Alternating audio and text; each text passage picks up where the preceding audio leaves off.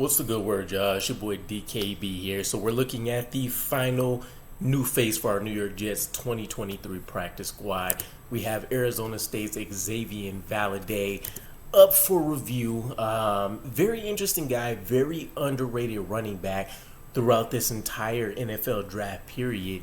Ultimately ended up not getting picked up by anybody, but this was a guy that many considered could have been a steal of day three. So this is a huge opportunity for the New York Jets, having a guy like this paired up with a guy like Travis Dye in the background. So there are some concerns. We'll dive into it, but there's a lot to love with this particular player. So 5'11", 204 pounds. He's not going to wow anybody just, passing the eye test per se. But the talent on the field is what ultimately matters, and he has it in spades. We're talking about a former two-star prospect. He began his career at the University of Wyoming, where I believe he ended up finishing second in the record books for rushing, behind Cam Marshall, if I'm remembering correctly. Ended up transferring his final year to Arizona State. Continued to be very, very productive. Had 5.6 yards per carry, which I believe is his college high during just his sophomore year. And this is dating back to Wyoming. Bunch of accolades that he racked up. First team all-conference. 3 years in a row, I believe. Made the Associated Press All-Bowl team. Led the Mountain West Conference with over 1,200 yards in 2019. Also led his conference in that same year in all-purpose yards per game. Ended up being a repeat as the top running back in 2020. I mean, the guy just seems ridiculous statistically, as well as what you see when you put on film versus a lot of these college defenses.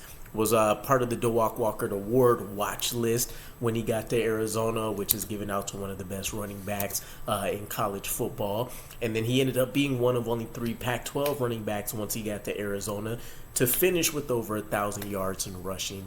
So it was interesting to find out that he ended up being a combine snub, because when you take a look at his pro day numbers, he ended up being a top-tier running back when you compare him to the rest of the NFL as a whole for this particular draft class. I think in general he finished 6th, which is no small feat considering some of the freaks that were out there in this draft, like Bijan Robinson and Jahmyr Gibbs. So very, very happy with this pickup as a guy that seems like one of the best capable of producing right out of the gate. If we were to call somebody up from the practice squad, what are the best parts of his game? He consistently has the patience to wait for blocks to develop in front of him. He's one of the few north/south runners that we picked up. A lot of people in our running back room kind of has a natural affinity for playing east to west, wanting to try to get outside of the tackles and break a big play. This is not necessarily a defining part of X's gameplay. He has very strong instincts. He has a tremendous nose for getting in the end zone and just making plays in general.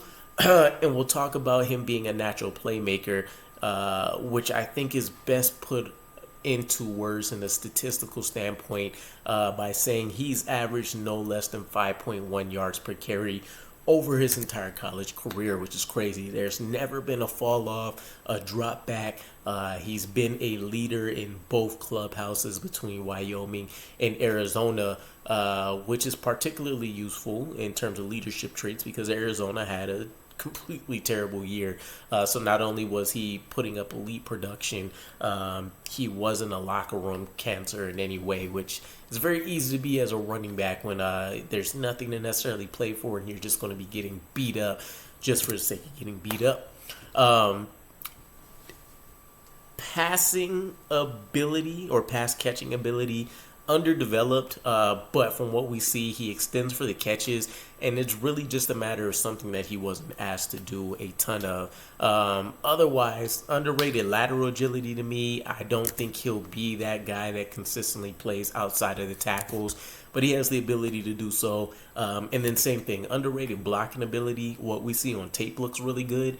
He just wasn't asked to do it a ton. But taking a look at him overall, He seems like he has the potential to be a 3-down back, which is very, very, very hard to find. So if he can come out of the gate and show proficiency for pass blocking right out the gate, I think we will find out that Xazavian